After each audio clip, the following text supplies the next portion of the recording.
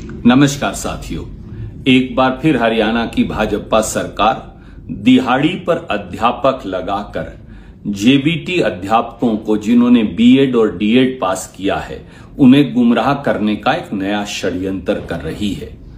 हरियाणा कौशल निगम से अब 2800 जेबीटी अध्यापकों की दिहाड़ी पर नियुक्ति होगी। क्या होगा उन बच्चों की जिंदगी का और क्या होगा उन बच्चों को जिनको वो पढ़ाएंगे? सवाल सीधा है। इसके 4 या 5 महत्वपूर्ण पहलू हैं जिसका जवाब भाजपा की सरकार नहीं देगी, पर सवाल पूछना जरूरी है क्योंकि इस षड्यंत्र का पर्दाफाश करना जरूरी है। नंबर 1, आखिरी बार हरियाणा में जेबीटी अध्यापकों की नियुक्ति हुई थी साल 2012 में कांग्रेस सरकार में। हमने 12,731 जेबीटी अध्यापक लगाए। 2012 के बाद 2024 आ गया। जब चुनाव में 2 महीने बचे हैं तो 12 साल बाद अब भारतीय जनता पार्टी की सरकार दिहाड़ी पर कौशल विकास निगम के माध्यम से 2800 अध्यापक लगा रही है। ऐसा क्यों? क्या इसका जवाब वो देंगे? दूसरी बात, 7,50,000 बीएड और डीएड के बच्चों से पीआरटी का एचटेट एग्जाम लिया। हम 400 रुपया फीस लेते थे, पर एचटेट की फीस ली 1,000 रुपया, यानी 7,50,000 बच्चों से इन्होंने एचटेट एग्जाम के माध्यम से प्राइमरी टीचर के लिए 75 करोड़ इकट्ठा किया। पर दशक बीत गया, आज तक भी एक भी टीचर की, परमानेंट जेबीटी टीचर की नियुक्ति क्यों नहीं हुई?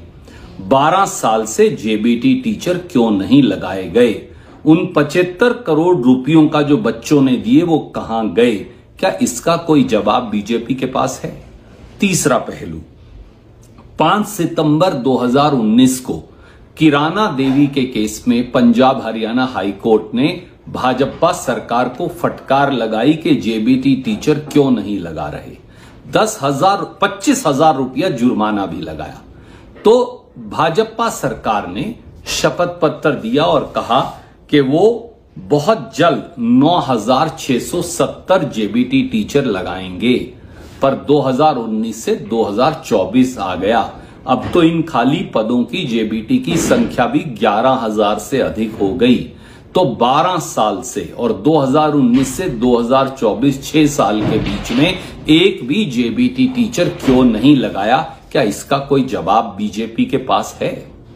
चौथा पहलू, 2021 के विधानसभा सत्र में खट्टर साहब ने बाकायदा विधानसभा में एक सवाल के जवाब में कहा कि अब हम जेबीटी टीचर लगाएंगे ही नहीं क्योंकि बीएड और डीएड की जरूरत ही नहीं।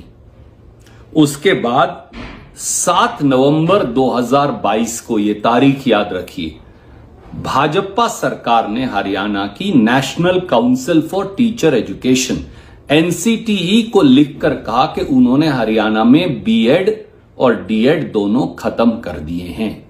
अब सवाल यह है कि एक तरफ तो विधानसभा के पटल पर उस समय के मुख्यमंत्री श्रीमान मनोहर लाल खट्टर ने कहा बीएड डीएड खत्म, जेबीटी टीचर की जरूरत नहीं। 7 नवंबर 2022 को आपने NCTE national council for teacher education को कहा जेबीटी टीचर की जरूरत नहीं। तो अब क्या बच्चों का बेवकूफ बनाने के लिए 2800 जेबीटी टीचर की पोस्ट कौशल विकास निगम के माध्यम से निकाली हैं? क्या इसका कोई जवाब मुख्यमंत्री और भाजपा सरकार देगी? क्या सच है और क्या झूठ है?